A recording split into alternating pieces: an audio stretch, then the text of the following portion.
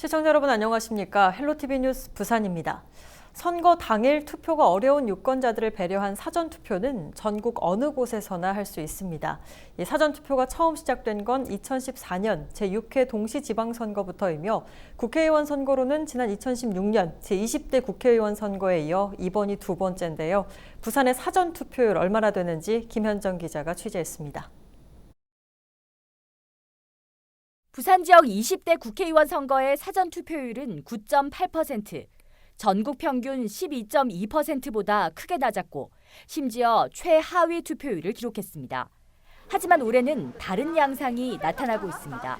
코로나19로 우려의 목소리도 있었지만 마스크를 끼고 간격을 유지하며 투표에 참여하기 위해 많은 시민들이 투표소를 찾았습니다.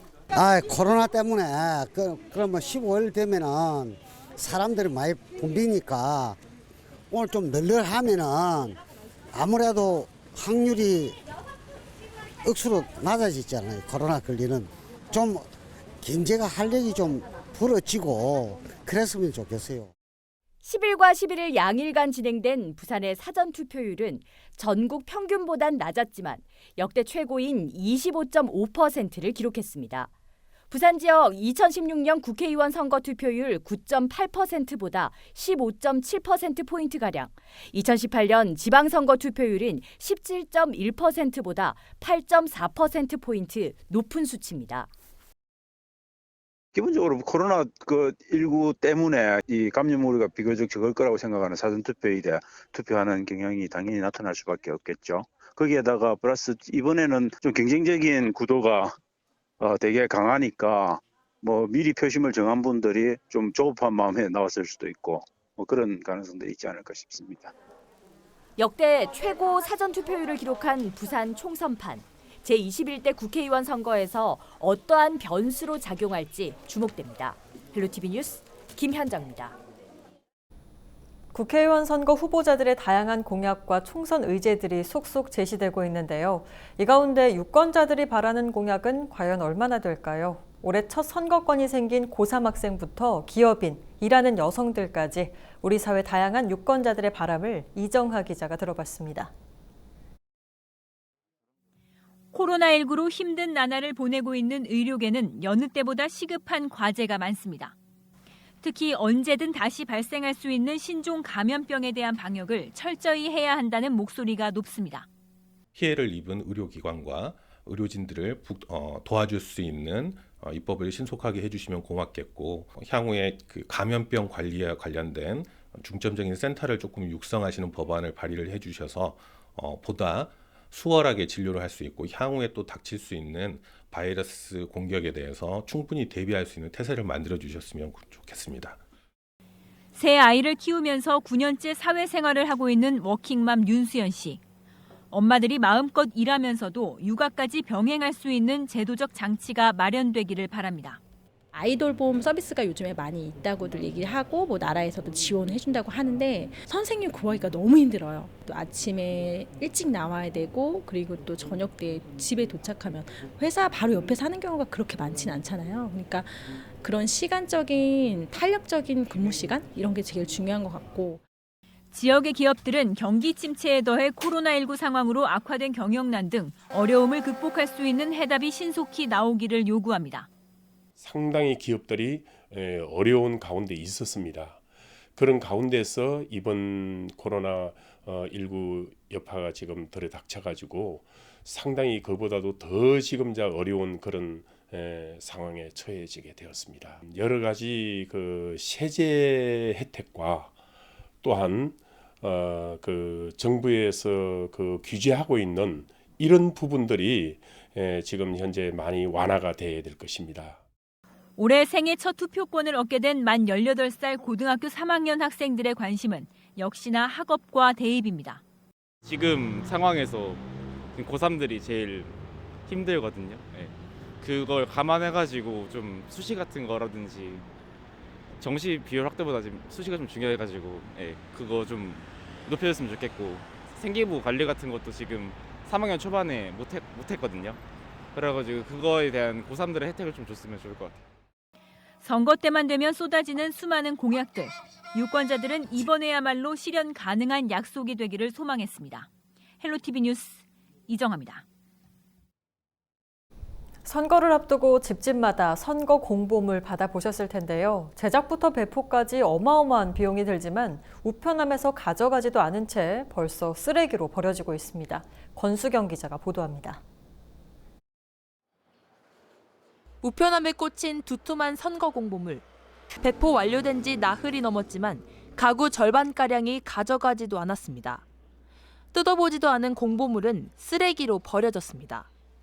고물상에 가보니 분류장 곳곳에 공보물이 흩어져 있습니다. 선거가 다 끝나지도 않았는데 이렇게 후보자들의 얼굴이 인쇄된 공보물들이 폐지로 전락했습니다. 35개의 비례정당이 뛰어든 이번 선거, 발행 부수도 역대 최대입니다. 보궐선거도 치르는 대구 동구을 유권자의 경우 공보물 29부가 담긴 봉투를 받았습니다. 그렇지, 해마다 나온다고 봐야 돼. 어디라고 하겠어요, 이거 고물상으로 가지. 지난 2018년 지방선거에서 전국으로 발송된 공보물은 6억 4천만 부를 넘겼습니다. 공보물 발송에만 300억 원이 들어갔습니다. 제작과 인쇄비까지 합치면 조 단위도 바라봅니다. 이 비용은 세금으로 충당됩니다. 각 가정으로 배달된 선거 공보의 제작 비용은 1차적으로 작성 주체인 정당 후보자가 부담하지만 선거 비용 보전 요건에 해당하는 경우에는 국가에서 국민의 세금으로 그 비용을 보전합니다. 온라인 중심으로 변화가 필요하다는 목소리도 있지만 종이가 손에 익은 세대나 인터넷 접근에서 소외된 계층에겐 책자 공보물이 필요하다는 의견도 나옵니다. 와야만이 알고 누가 누군지 알고 또 홍보할 수 있고. 때마다 쓰레기만 남는 선거가 되풀이되고 있습니다. 헬로티비 뉴스 권수경입니다. 이번 4.15 총선에서 당선이 되면 4년 동안 국회의원으로 활동할 수 있게 됩니다. 후보자에서 당선자 신분으로 바뀌었을 때 어떤 점이 달라지는지 송효창 기자가 정리해봤습니다. 선거에서 당선되면 당선의 기쁨과 함께 다양한 혜택이 돌아옵니다. 먼저 선거에 사용했던 비용을 전액 보전받게 됩니다. 헌법 제116조 제2항에는 선거에 관한 경비는 법률이 정하는 경우를 제외하고 정당 또는 후보자에게 부담시킬 수 없다고 규정하고 있습니다. 여기서 말하는 선거 비용은 선거운동을 위해 후보가 사용하거나 책임져야 하는 금전이나 물품, 채무, 그 밖의 모든 재산상의 가치를 의미합니다. 선거 비용은 득표율에 따라 전액 또는 절반을 돌려받게 되며 당선인은 득표율에 상관없이 전액 환급받게 됩니다. 후보자가 당선되거나 유효 투표 총수의 15% 이상 득표한 경우 지출한 선거 비용 전액을, 그리고 10% 이상 15% 미만 득표한 경우에는 선거 비용의 절반을 돌려받게 됩니다. 또한 비례대표 의원 선거의 경우 후보자 명부에 올라있는 후보자 중 당선인이 한 명이라도 있으면 지출한 선거 비용 전액을 돌려받습니다. 단 선거 비용은 선거일 후 10일 이내 관할 선거구에 보전 청구를 해야 하며 선관위에서 청구 내역을 확인해 60일 이내에 비용을 보전합니다. 당선자는 신분에도 변화가 생겨 고위공직자 대우를 받게 됩니다.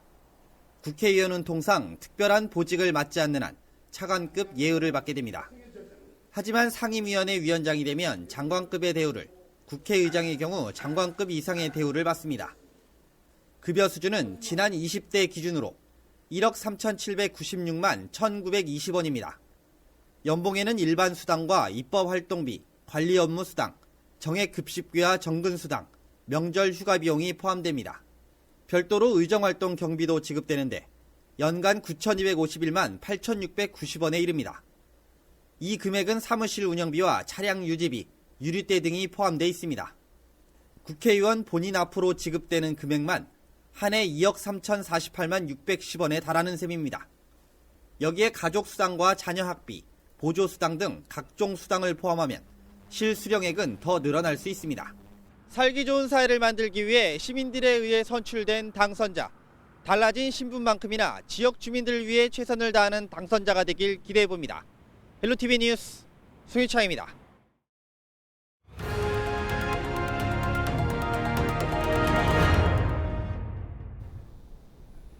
우리 우리나라 민주주의를 키워온 선거는 1948년 재헌 국회의원 선거를 시작으로 73년간의 역사를 가지고 있는데요. 4.15 총선을 앞두고 국회의원 선거의 역사와 변화를 김단비 기자가 살펴봅니다.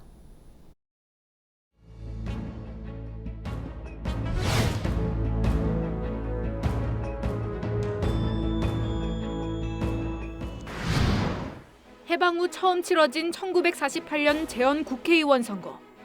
만 21살 이상의 성인이라면 누구에게나 똑같이 한 표씩 주어지는 평등선거 원칙이 적용됐습니다. 국회의원 수는 200명, 95.5%의 매우 높은 투표율을 기록했습니다. 제3대 총선은 6.25 전쟁 이후 혼란 속에서 치러졌습니다. 휴전선 이북의 7개 선거구를 제외하고 203곳에서 투표가 실시됐습니다. 4.19 혁명을 거쳐 치러진 제5대 총선에서는 개정된 헌법에 따라 양원제가 처음 도입됐으며 민의원과 참의원이 각각 따로 선출됐습니다. 하지만 1961년 5.16 군사정변으로 국회의원 임기를 모두 채우지 못하고 다음 선거가 치러집니다. 헌정 사상 최초로 전국구 비례대표제가 도입된 건 제6대 총선입니다. 의원 정수는 역대 가장 적은 175명으로 대폭 줄었습니다. 제7대와 8대를 지나 유신 헌법 제정 이후 실시된 9대 총선에서는 한 선거구당 2명의 의원이 선출되는 중선거구제가 실시됐습니다. 또 유신 헌법에 따라 국회의원 정수의 3분의 1에 해당하는 73명은 통일주체 국민회의에서 선출됐습니다. 이렇게 70년대와 80년대 중반을 지나 1998년 제13대 총선은 60 민주항쟁 이후 진행된 첫 선거입니다. 국회의원 의석수는 299석, 한 선거구에서 한 명을 뽑는 소선거구제가 적용됐습니다. 2000년 16대 총선에서는 선거제도에 있어서 많은 변화가 있었던 때입니다. 후보자의 전과 기록이 공개됐고 사상 처음 시각장애인을 위한 점자형 선거 공보와 함께 부재자 투표 안내문이 발송됐습니다. 이어 4년 뒤 치러진 선거에선 지역 후보자 외에 정당에 또 한 번 투표하는 지금의 1인 2표제가 실시됐습니다. 또 선거범죄 신고 포상금과 같은 깨끗한 선거를 위한 각종 장치들이 마련됐습니다. 제19대에 들어서는 국회의원 300인 시대가 개막했습니다. 2012년 7월 출범을 앞두고 있던 세종특별자치시에 대한 선거가 따로 치러졌기 때문입니다. 재외선거 도입으로 선거권 보장도 확대됐습니다. 국회의원 선거에서 첫 사전투표가 도입된 20대 선거를 거쳐 21대 총선에서는 만 18세 이상 국민에게 선거권이 주어집니다. 국회의원 수는 300명으로 동일합니다. 민주주의의 꽃이라 불리는 선거. 1948년 정부 수립 이후 73년 동안 수많은 선거를 통해 오늘날의 모습을 갖췄습니다. 헬로티비 뉴스 김담입니다. 최근 2년간 전국의 언론 매체가 많이 다룬 부산의 지역별 이슈는 무엇일까요? LG 헬로비전 부산방송이 빅데이터 분석을 통해 살펴보고 있습니다. 이번 순서는 중구와 영도구입니다. 빅데이터로 보는 지역 이슈, 안수민 기자가 정리했습니다. 유신 정권에 거세게 대항했던 부산. 이를 상징적으로 보여주는 사건이 부마 민주항쟁입니다. 지난해에는 40년 만에 국가기념일로 지정됐고 전국적인 이목을 끌었습니다. 중구 영도구에서 가장 두드러진 키워드, 바로 부마 민주항쟁입니다. 30년 전 부산 민주항쟁 기념사업회가 중구에서 활동을 시작했고 부마 항쟁을 기념하기 위한 민주공원이 중구 영주동에 자리 잡고 있습니다. 민주화 운동이 역사적인 재평가를 받기까지 이 지역에서 민주화 정신 계승을 위한 노력이 이어져 왔기 때문으로 분석됩니다. 이런 날이 올 줄 어떻게 알았겠어요. 특히 우리가 목숨을 걸고 그 일을 할 때는 우리가 그냥 이 세상 빛을 다시 못 볼지도 모른다라고 생각하고 일을 시작했는데 중구 영도구의 역사를 보여주는 또 다른 키워드도 눈에 띕니다. 피난사리, 젖먹이, 박물관 등입니다. 피란수도 부산의 역사와 연관된 키워드인데 삼복도로나 영도대교 등 지역에 남아있는 당시 흔적들이 스토리를 담은 관광자원이 되면서 관심을 받은 것으로 풀이됩니다. 경기 침체, 중구 영도구의 현재 상황을 말해주는 키워드도 크게 두드러집니다.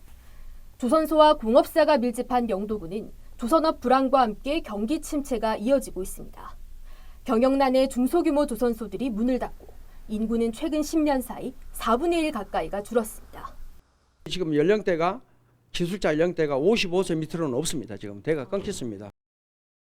최근 경제기반형 도시재생 사업과 청학동 공업단지 활성화 사업 등 대규모 국비 사업 추진이 결정되면서 산업 활성화와 지역 경기 회복에 대한 시민들의 기대가 매우 높은 상황입니다.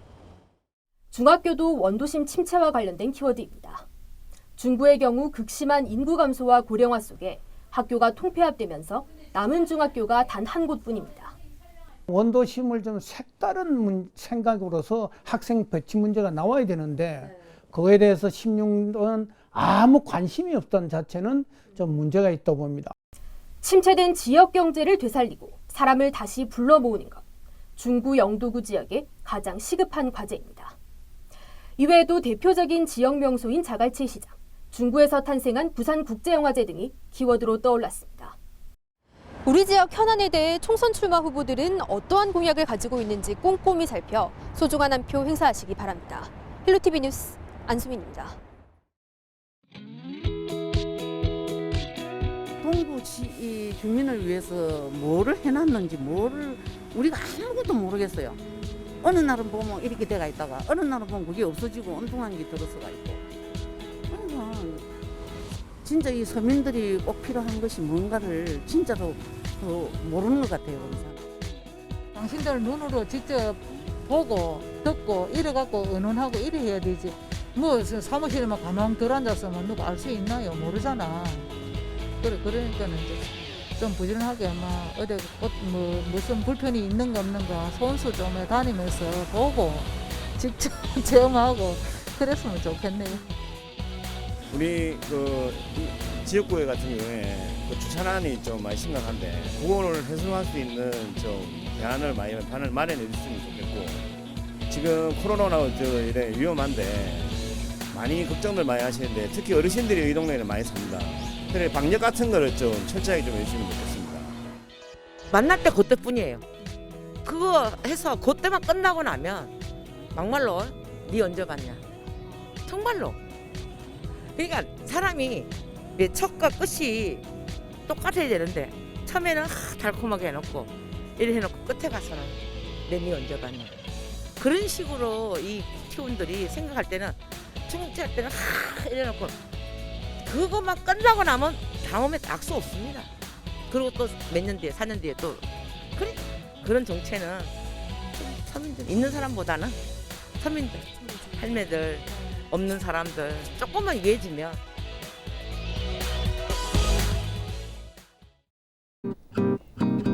(4월 12일) 기상정보입니다. 12일 일요일 부산은 흐리고 비가 내리겠습니다. 예상 강수량은 5에서 30mm며 아침 최저기온 8도, 낮 최고기온 12도로 기온이 비교적 낮고 바람도 불어 약간 쌀쌀하겠습니다.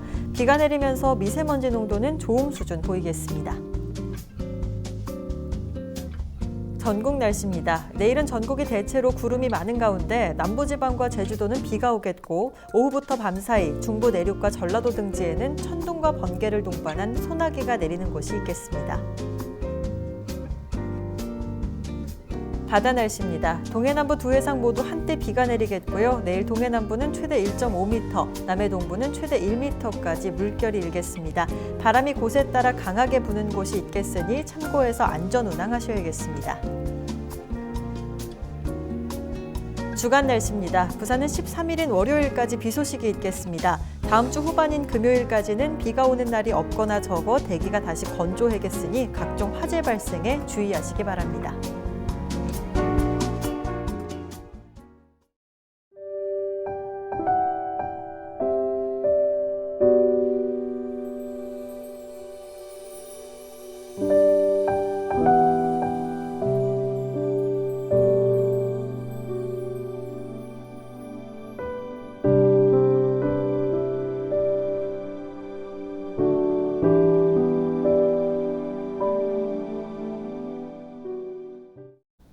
(4월 15일은 제21대 국회의원 선거일입니다. 코로나19 예방을 위해 사회적 거리 두기를 준수하는 투표 인증샷과 함께 우리 지역 일꾼으로 뽑힐 당선자에게 바라는 점을 카카오톡 제보 25로 보내주시면 선거 당일 저희 LG 헬로비전 개표 방송을 통해 소개해드리겠습니다. 선거 방송은 LG 헬로비전과 함께해 주시기 바랍니다. 뉴스 마칩니다. 고맙습니다.